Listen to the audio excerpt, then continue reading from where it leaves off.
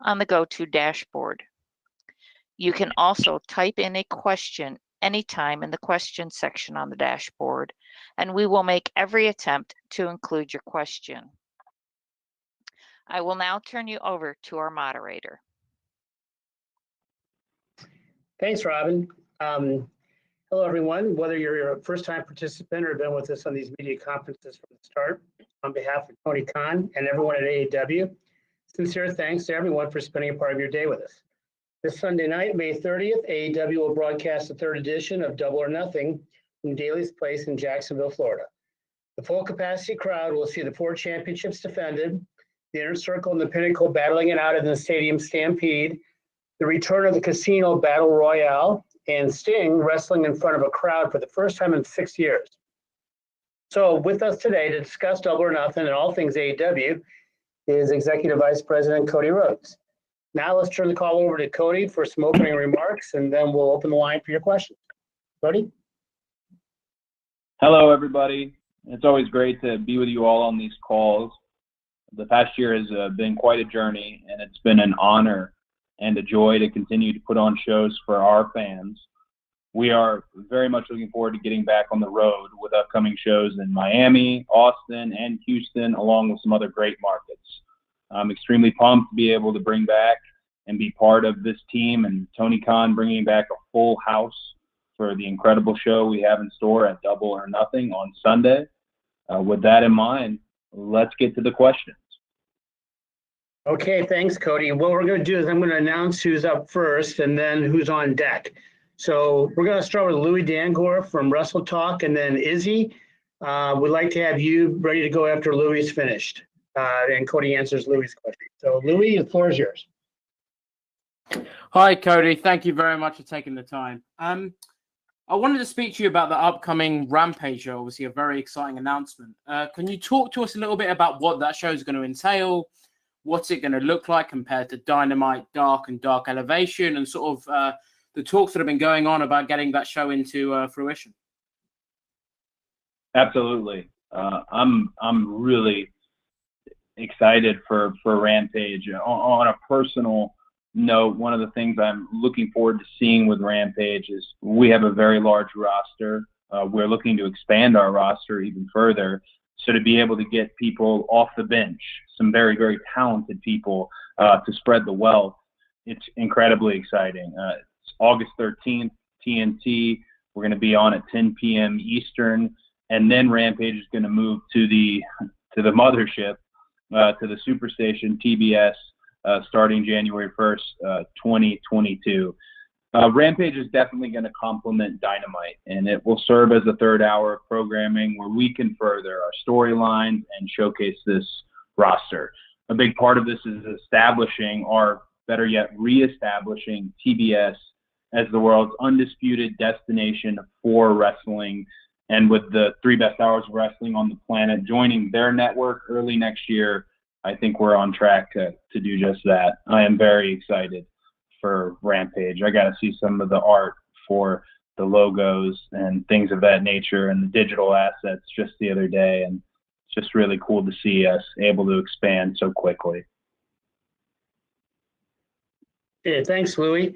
Izzy from Hot Tag with Izzy is next, and we're going to follow Izzy with Stephanie Francombe from Steel Chair. Izzy?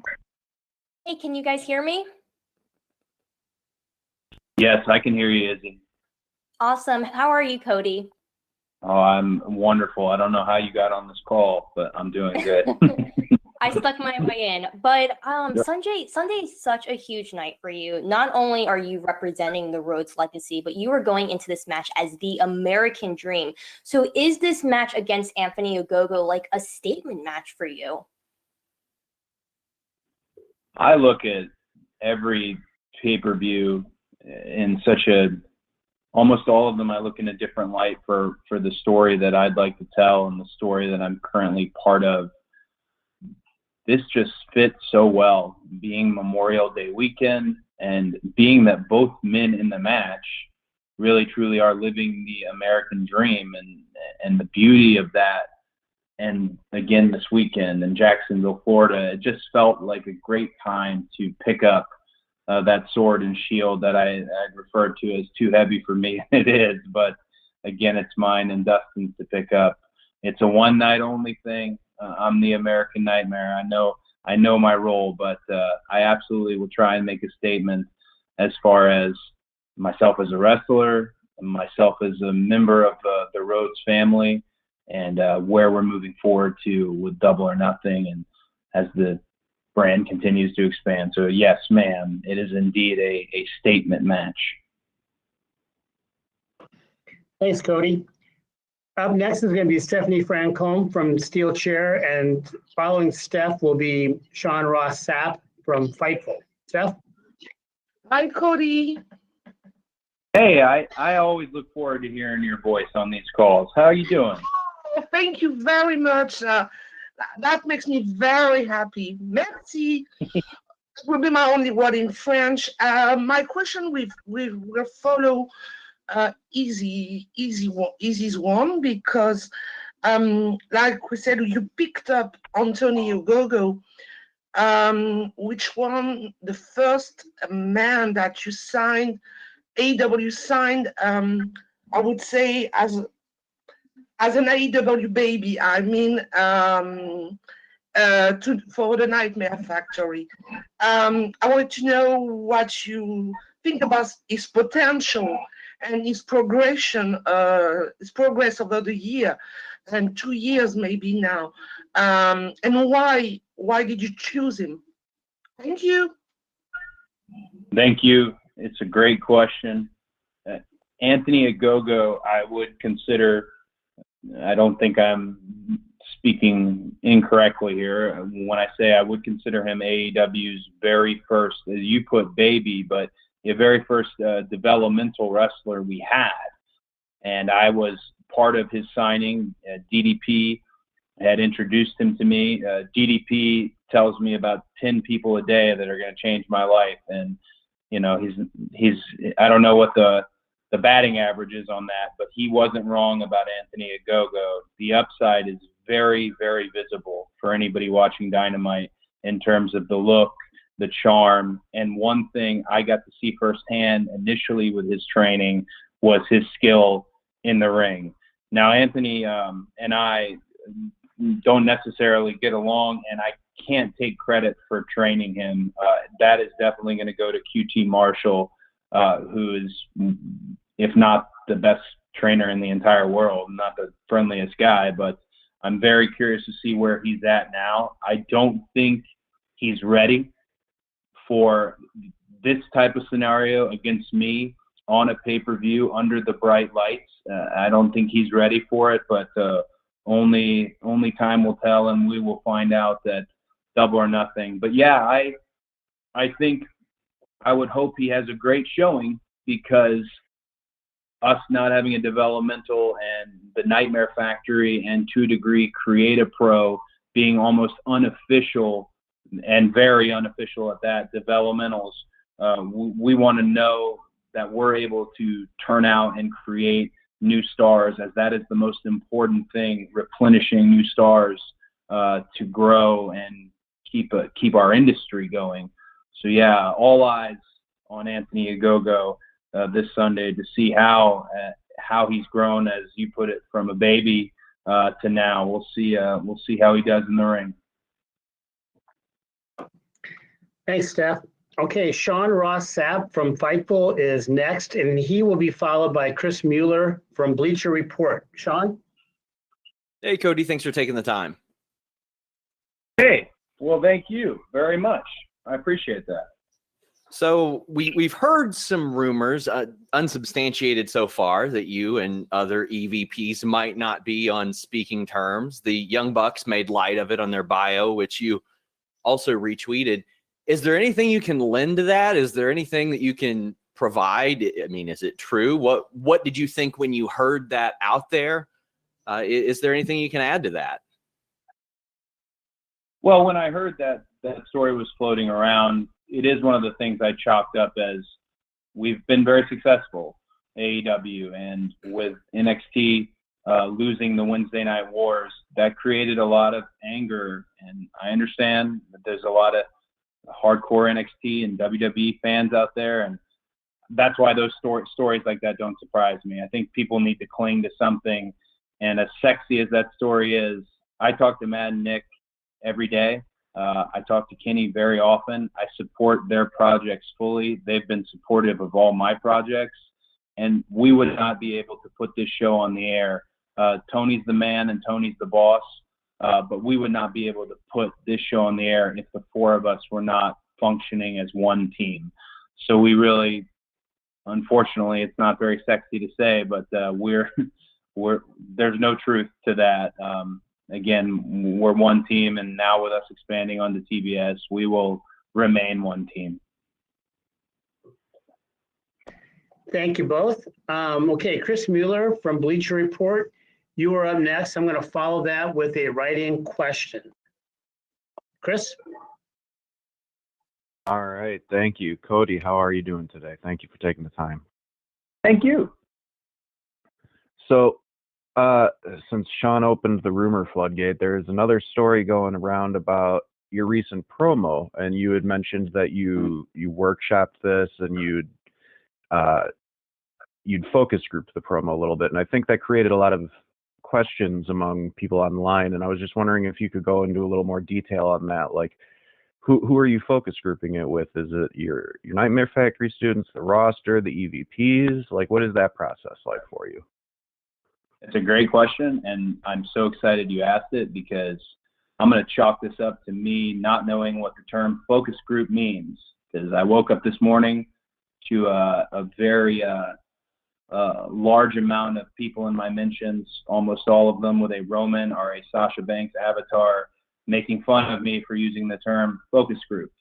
I did not focus group this promo. What I intended to say, and I did not say correctly, so chalk this up to me being a dummy. I work on my promos very hard. And a lot of the old timers who said, oh, I was just doing it on the fly, I would say they worked on theirs very hard, whether it be in the gym, whether it be in the car, looking in the rear view. So when it comes to my promos, the process is usually I voice memo it out to the people I trust the most, the legends in our industry, some coaches, and some members of management, and I like to see what they think. But absolutely not. There is no AEW focus group that is listening to my interviews. I would just chalk up my passion and love for promos. I got to see a really great working relationship firsthand between Brian Gewirtz and The Rock, and I know that's an incredibly lofty comparison, but it's one to shoot for because him being such an exceptional entertainer and promo. So I like to take mine very seriously. I like to be all business about them. And last year I was so fortunate and humbled to have won a bunch of those promo awards, like with Inside the Ropes and various outlets like that, that I just want to continue to deliver really good content whenever I put the mic to my lips. Yeah, so it's a great question, and thank you for allowing me to clear that up. Okay, thank you, Cody. I'm going to take a question here from a write-in from Jer Rush from Sports Matters. Jer asks, Cody, you seem to have become a kind of a father figure to many younger talent backstage and in the Nightmare Factory. Do you think in some way this is helping you prepare for fatherhood? Well, that's a great question. I think so. Don't tell my wife that. But I think my time at the Nightmare Factory definitely has honed my patience a great deal, because I teach the beginner camps at the Nightmare Factory, and that's so much fun, but you do have to be very patient. You do have to take your time, and you have to remember what it was like when I was a rookie, or when you were a rookie, about, just fundamentals can be incredibly difficult. But the Nightmare Factory and those beginner camps has made me a far better wrestler, and has been one of the most rewarding experiences. When I see Brooke Havoc on Dark, even though she got beat in like 30 seconds, or Dylan McQueen, Carly Bravo, Dean Alexander, young Hayden Backlund of the Backlund family, they're kids. And I I am just really proud. I absolutely put my stamp on them. In the wrestling business, it's not just about who you know, it's about who you know who will speak up for you. And we teach our kids to be professional, put the professional in professional wrestling.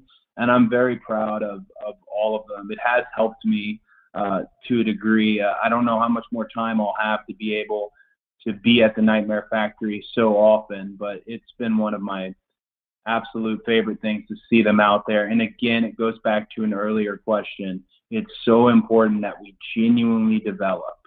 You can't be in a wrestling school for more than 6 months tops until you get out there and you start actually getting those reps in, especially now with crowds coming back. So I have nothing but love for the Nightmare Factory and the 3 camps I've been a part of, and they absolutely have prepared me to a degree for my upcoming run as a father. Thank you, Cody. Okay, we're going to go back to the live questions now. We're going to start with Amy Nemedy from WrestleJoy, and Amy will be followed by Bill Pritchard. So, Amy, you are up.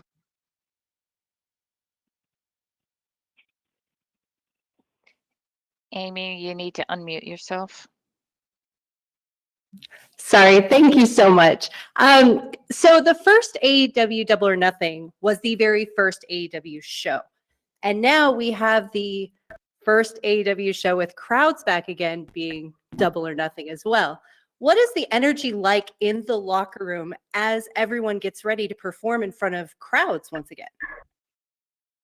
It's a great question. I think what you'll see with the show on Sunday is a lot of perhaps plans or strategies on how people were going to perform and compete, altered by the fact that crowds are back. I wouldn't be surprised if you see some tears because, gosh, Pandemic Wrestling has had some absolute bright spots, the TNT title being the one I always think of the most, but it's time to get back in front of crowds, and I think it will heavily alter and affect the show.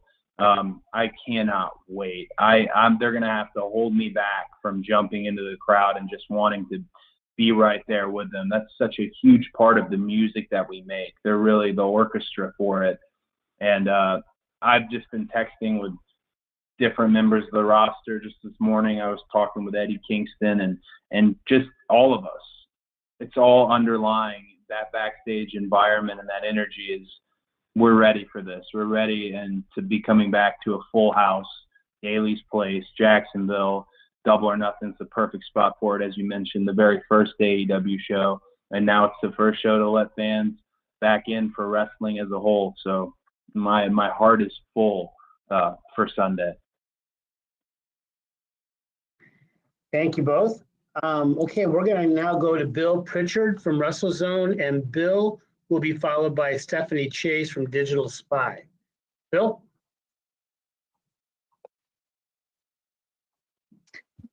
Bill, you need to unmute yourself.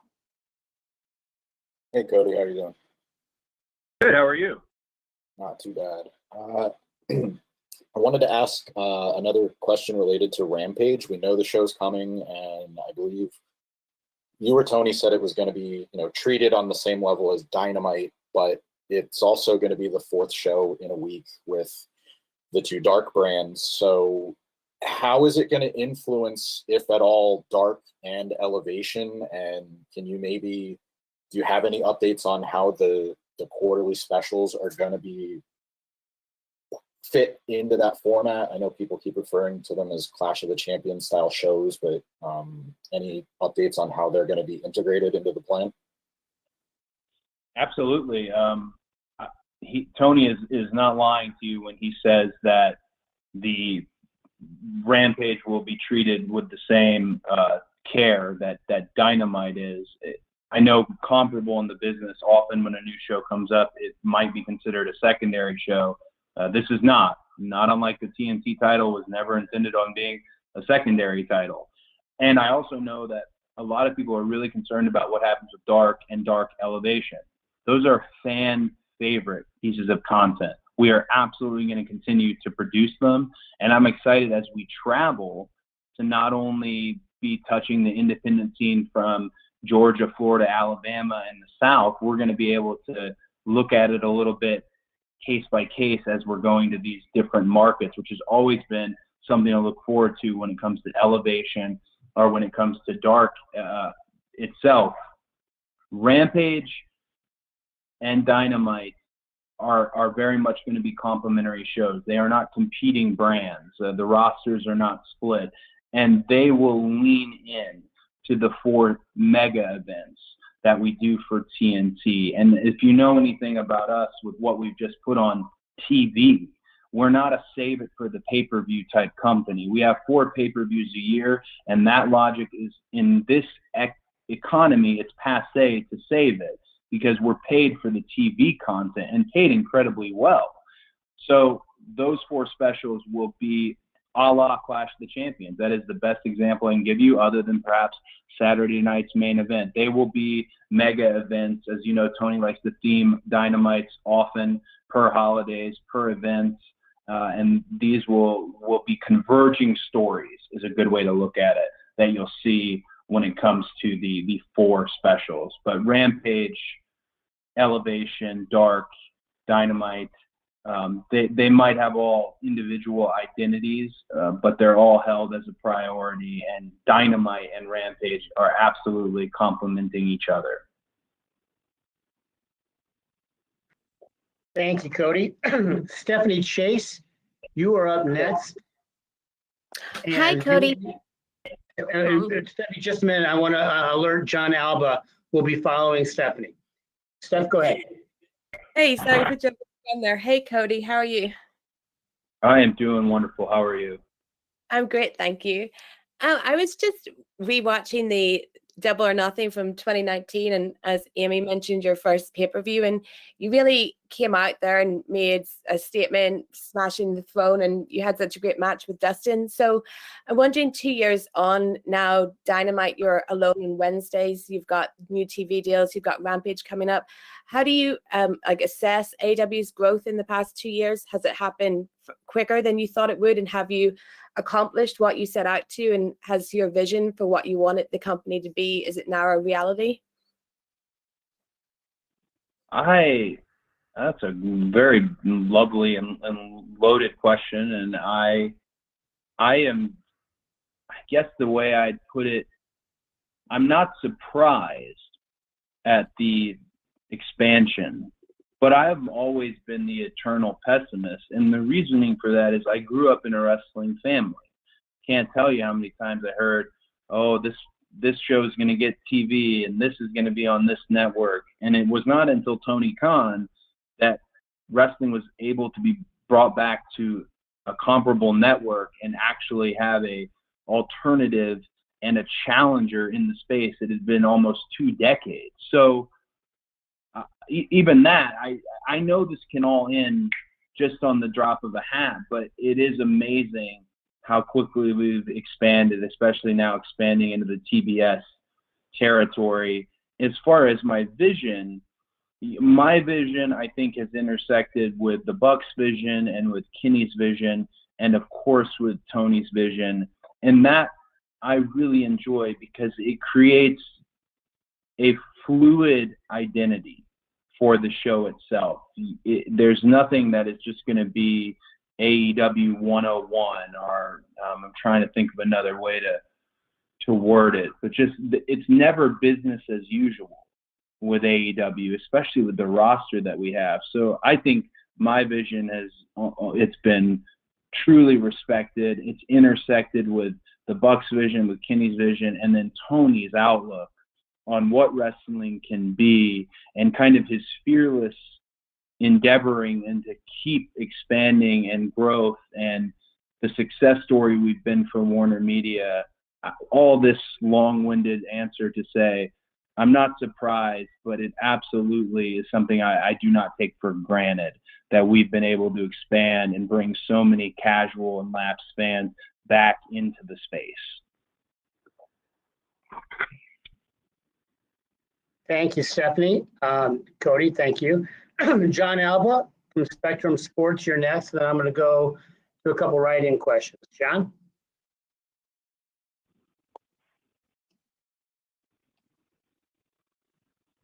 There we go. Sorry, it wasn't letting me unmute. Cody, thank you for the time and congratulations to both you and Brandy as you get ready to welcome your beautiful baby girl into the world. I wanted to ask about the crowds coming back. Furthermore, when was the decision made to go full capacity?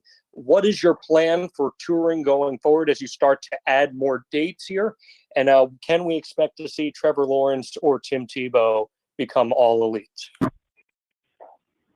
The latter part of your question is tricky. It is unique. I can say I was incredibly excited to find out that right behind the go position is flex field, and to know, Tony Khan whispered to me that Tim Tebow was on that field catching passes, and that was somebody who grew up, in this SEC circles of college football. That was very exciting to hear, to see Urban at the hotel, and of course Trevor Lawrence incoming and having the whole city captivated. I'll tell you this: they better be all elite, because we share a lot of the same space, a lot of the same dressing rooms, the same gym.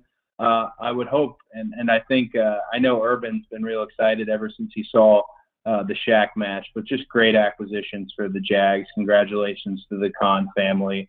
When it comes to full crowds and full capacities, we're always going to go within state guidelines. Our chief legal officer, who's been seen on several of the contract signings we've done on air, Mega, she's always going to do everything by the book. She truly is law and order, and that makes our touring very easy. We're going to comply within state guidelines. So if that is only a percentage, we're going to only open up that percentage. If it's a state that's able to be full tilt boogie, that's the direction we're going to go. And if markets aren't ready to have our footprint in their building just yet, we do have Daly's Place as an area that there's a few times we're going to come back and revisit. Daly's Place is undoubtedly the home of AEW. It might not have began as the home, but it certainly is now. So we have that to fall back into as we get ready and get this going. I can say, and I don't mean to be vague, there's some really large announcements about touring that are incoming, particularly with some markets that they need to be hit, and we want to hit them, and that's something that I look forward to. So please stay tuned to the All Elite socials for that information. Thanks, John. So I'm going to do a couple write-ins here. First one is from Rick Acino from Sportskeeda. Rick asks, Hikaru Shida has held the AEW Women's Championship for over a year now, while Dr. Britt Baker has steadily become one of the top stars in the company. What's your excitement level and expectations for this match? And if Dr. Britt Baker wins, will she get an action figure? Well, the latter part of that question, let me just go ahead and clear this up. I am not in control of the action figures. I am not. That you can chalk that up to Jeremy at Jazzwares, who does an incredible job, his team. I can say this: they are going to make the action figures that sell. That's why some of them have been over-indexed. Unfortunately, that's been me, and I don't know if you've seen the end of my action figures in sight, but I am terrified every time he makes an action figure announcement. She's got to be on the list soon. I mean, she's one of the world's most popular wrestlers, going into one of the most anticipated matches of the weekend. With respect to Shida, I called myself the ace at AEW in a promo not too long ago, and I would say the only reason I can't fully commit to that is because Shida has been the ace in terms of her ability to compete at a high level with the title, to keep the title, and her celebration coming up tomorrow night on Dynamite, having been the champion for so long. I'm very excited to see their match. I don't think Shida's someone who currently can be beat. That's just my opinion. But what I love about their match is the same thing I love about Miro's match. It's the same thing I love about the Casino Battle Royale, about myself versus Anthony Ogogo, of the World Championship on the line, is that this pay-per-view is truly, and we're not using that hyperbolic wrestling language, but every match could be a main event on this pay-per-view. And that's going to make for an absolutely combustible, insanely fun Double or Nothing. Thank you, Cody. And then I've got another question from online here. This one's from George McKay of Straight Talk Wrestling. George asks, the Double or Nothing pay-per-view has really a stacked card. Are there any matches other than yours that you're especially looking forward to? Oh, I think I'm looking forward to seeing how John Moxley mixes it up with Eddie and the Bucks. The Bucks provide a type of wrestling that is always so different from everything else on the card. It's one of the reasons I'm a fan of their work, and I've bonded over their work. Is it isn't the type of wrestling I grew up on. It's a whole new thing. It's a whole new evolution of what we do. And to see Mox in there and to see Eddie, hard-hitting, gritty guys who like to fight, who like the taste of their own blood, that's a match I'm absolutely looking forward to. And, of course, I get to be a little kid again and be sitting in go position to watch Sting wrestle in front of a live audience in a true match for the first time in, 6 years? That's special. Seeing Sting and Darby Allin together in this odd mentor-student relationship noir that they have going on is one of my favorite things on the show. But I know Sting's incredibly motivated, taking it incredibly seriously, and I think he's going to have the crowd in the palm of his hands. Thank you, Cody. Let's do one more write-in, and then after this write-in, we're going to go to Kyle Prescott from AEW Discussion. So there's this last write-in question here comes from Russell Weekland of Hollywood Life. You mentioned recently that the TNT title will likely not be renamed, but will there be a chance to have a TBS title in the future as more shows for AEW are made? That's a great question. It's the TBS title has not been discussed yet. Another title, as a lot of people can guess, has been the title that's been more discussed about potentially coming in the future. I'll let y'all speculate on what that is. Hint, hint, we have a lot of teams on the roster. But no, the TBS title has not been discussed, but you never know. Remember the origins of the TNT title was Warner Media, our television partner and provider, is the one that wanted us to have it. And that was a first in all of wrestling for your partner in the space to say, we'd like you to represent us, which is why we'll keep it the TNT title throughout its time. It's my favorite belt in all of wrestling. But no TBS title currently at the moment. Okay, so Kyle Prescott from AEW Discussion is going to come up next, and we're going to follow Kyle with Sean Radican from Pro Wrestling Torch. Kyle? Kyle, you need to unmute yourself.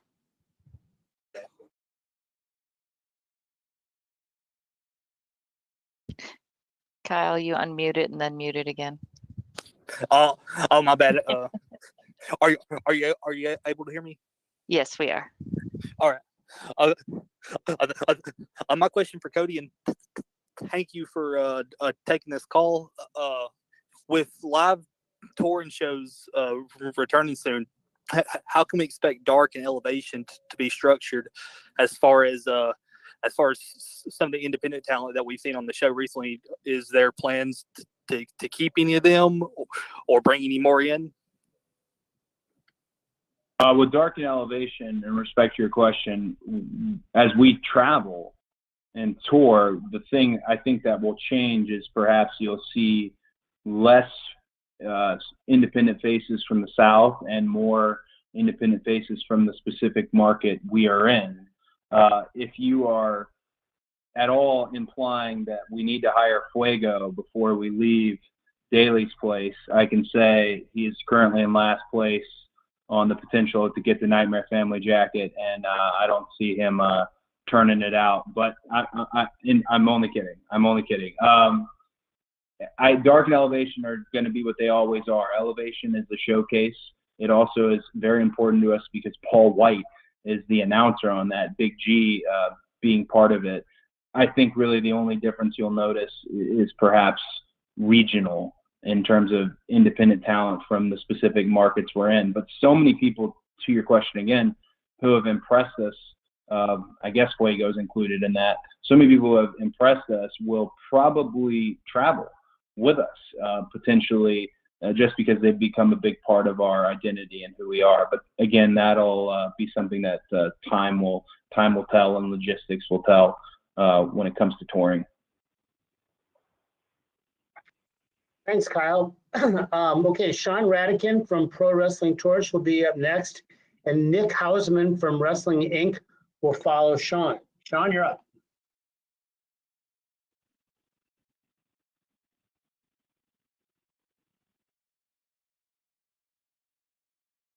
Sean, can you hear us? Can you hear me now? Yes. We can hear you, Sean. Hey, Cody, how are you? Good. How are you? Good.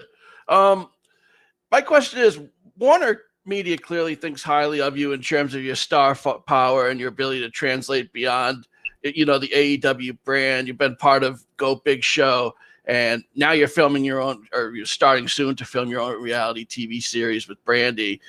And, you've talked in the past about how AEW is a data-driven company. I see you as someone that could really carry the ball in the main event scene regularly. But you've done great things working with younger talent. Where have you found your role in the company? How have you found your role in the company, so to speak, so far? And, has there been an itch to push yourself higher up the card, given, the presence you have, not only in AEW, but beyond AEW? Oh, that's a great question. And I can choose to answer it in a personal fashion or in a professional fashion. Maybe I'll split the difference to a degree. I am aware of my numbers and my reach, and I'm again humbled and very lucky that I have the fans I do. I chased those fans for, it felt like, a decade before the noise started to get made, and I'm so just supportive of them as they are supportive of me.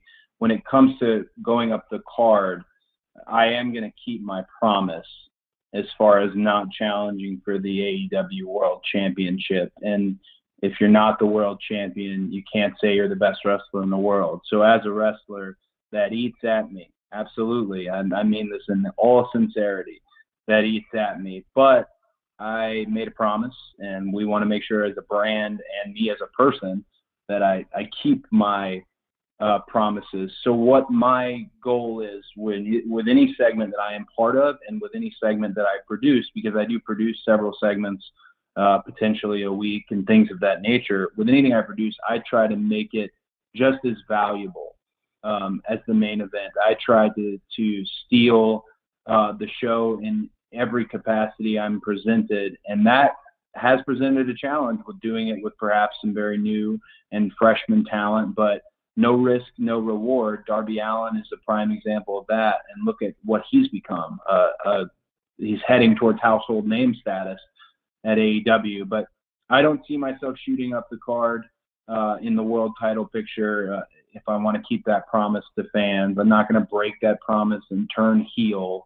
It's just not going to happen. I worked my ass off for the fans that I have, and I'm going to continue to work for them. So I just try to make the best of what I have, and I think that challenges those segments around me, whether they're up the card or down the card, to keep up with me, just as I like to keep up with some of the better talent we have on our show. I appreciate that question a lot. Made me feel really good today. But I like the direction I'm going currently. Thank you. Thank you both. Nick Hausman from Wrestling Inc. You will be up next, and then I'm going to have another write-in question. So Nick, you're up. Hi, Cody. Thank you very much for taking the time to chat with me today. Thank you, my friend. So I wanted to get your take on the idea that fans are kind of taking sides with you and Ogogo. Some fans seem to think that he's the good guy because of some of his like criticisms of the U.S. and you're the bad guy for being maybe too pro United States. And then there's just some like criticism in general about bringing so much politics into pro wrestling. What are your thoughts on all that? Well, again, with the interview, because that's kind of what we're discussing here, which this interview I felt like was a month ago, and I've been shocked at how much attention it's gotten. But with that in mind, I very much am proud to be an American. I do think hope outweighs. We have tons of problems here, which was the first thing I said when I started speaking. We have tons of problems, but I still genuinely believe hope outweighs. I'm not trying to mansplain racism to anyone. All I was trying to say was that I'm very proud of my wife. I'm proud of the city I'm in, and I'm proud of this baby girl that's on the way. When it comes to Anthony's opinions on the United States, those are his opinions. That's the beautiful thing about being here, is you can say whatever you like, and he has chosen to say a lot, and to a degree pointing out flaws and things that we do wrong as a country. I think you're remiss if you only point them out and don't point out that people are functionally and actively trying to fix them. That's one of the things I'm most proud of, and I'm excited for Memorial Day weekend as we honor our fallen to just always reiterate is, yeah, we've got a lot of messy spots, but everyone does their part, at least I believe, and I'm a hopeful person in terms of trying to clean that up. Anthony is here living the American dream, as were many professional wrestlers in their time. I cited Bruno Sammartino in my promo, an Italian immigrant who just changed our industry forever. I think the way Anthony's done it is a little crude, and I think punching a man when his back is turned, where and then draping them under your flag is a crass, I suppose. But again, that's the beautiful thing about fans. It's the beautiful thing about wrestling. You pay your money. You're allowed to do whatever you want as a fan. So people who think he might be the good guy, or I'm the good guy, or I'm the bad guy, or he's the bad guy, that's fine. That's fine by me. It's more interest for the match and more interest for the outcome of the match. But with all that said, when it's said and done, I really hope to say, whether I like him personally or not, that I'm proud of Anthony as far as him being AEW's first developmental talent and what that looks like in a major pay-per-view spot. Thank you both. Okay, I'm going to read a write-in question, and then we will end by spinning the wheel. We have a lot of questions still in line, but we don't have much more time. So let's go with this write-in right now from Maddie Paddock of The Independent. Cody, following on from the earlier point about AEW's progress and evolution, how do you guard against saturation in the future, in the sense that AEW has a reputation now for producing excellent content, but soon will be doing so on most nights of the week and with live events? That's a lot going on. So keeping everything innovative and must see with that regularity, will it be a balancing act? How are you going to do that? That's a great question. And I think the answer is definitely how will we do it. And when I say we, I mean the thing that makes us all tick and makes us all work. It's the roster.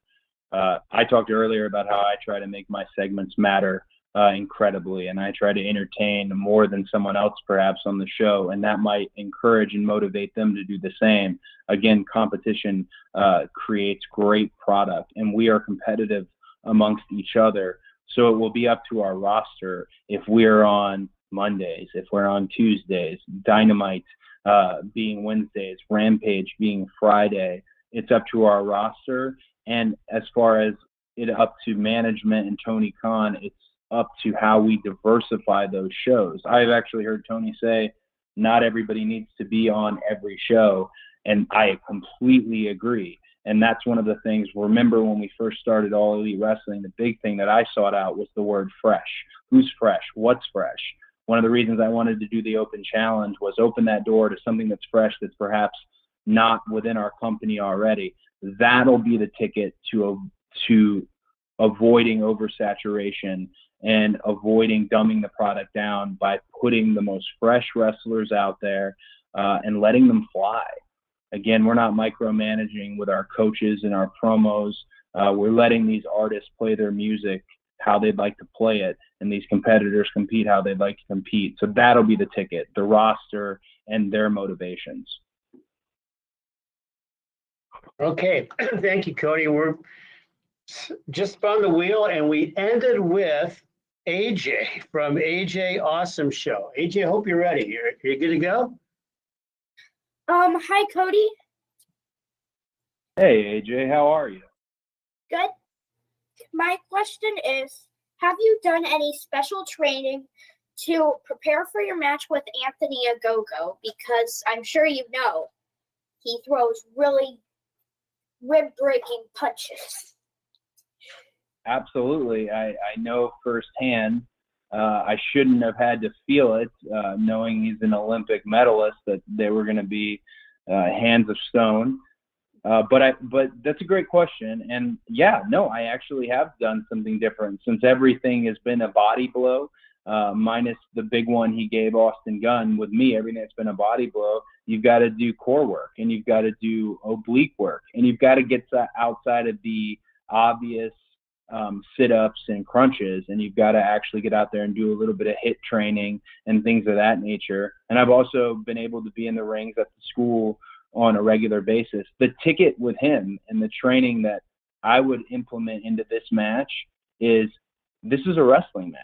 In a boxing match against Anthony, I don't stand a chance. In a wrestling match, I actually don't think he stands a chance, because every fight, and everybody who's been in a fight who's on this call knows this, ends up on the ground. If I can get him on the ground, or if I can get him on the ropes, if I can contain those hands, then it's going to be a good night for me. If I can't, I'll be looking up at the lights for the old 3-second tan. Thanks, AJ, and thanks, Cody, and thank you to everyone. Unfortunately, we're at the end of our time. So per our custom, we'll be distributing an audio copy shortly. So once again, thanks again for joining the call. We hope to see some of you this weekend in Jacksonville. But no matter where you may be on Sunday night, we appreciate you being part of Double or Nothing. Best wishes to everyone, and thanks again for your interest and support of All Elite Wrestling. Thank you. Thank you all.